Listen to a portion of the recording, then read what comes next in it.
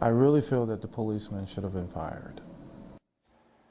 CBS 2's Suzanne Lemignot is here now with Mason's story. Suzanne?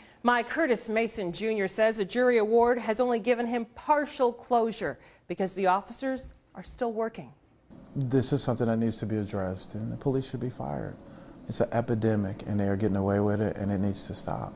Curtis Mason Jr. filed a lawsuit against the city of Chicago in 2007.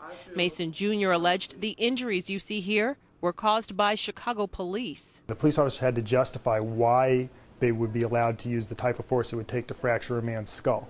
And they invented a story of Curtis behaving irrationally, threatening them, trying to assault them, and the jury saw right through it. Mason Jr. was awarded $625,000 in compensatory damages. He says he'd give all that money back if the officers he says did this to him were taken off the streets right now. It was a very devastating feeling.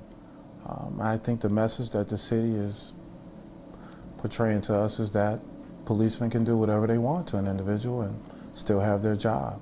On January 13th, 2007, Mason and his then-fiancée, Kylie Johnson, were pulled over by police on the south side. Police said Johnson's rear license plate light was out. When I talked to her in 2007, she told me it was clear why she and her boyfriend were stopped. The reason why he was pulled over is because he's African American and I'm white.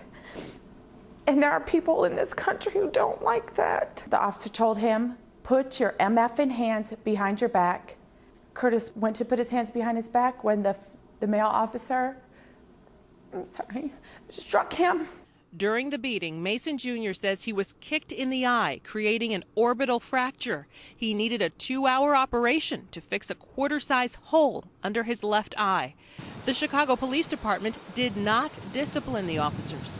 In response to this story, the spokesperson for the city's law department says the plaintiff wouldn't cooperate with the Independent Police Review Authority. IPRA will now re-examine the incident and determine if any discipline should happen. If there were harsher measures taken towards them, it could possibly save somebody's life in the future or prevent something like this from happening again. Well, one of Mason Jr.'s attorneys says the only way to get justice in this case was with a jury, adding the city had access to the same information during the trial as they do right now, so he and his client welcome any investigation involving the officers.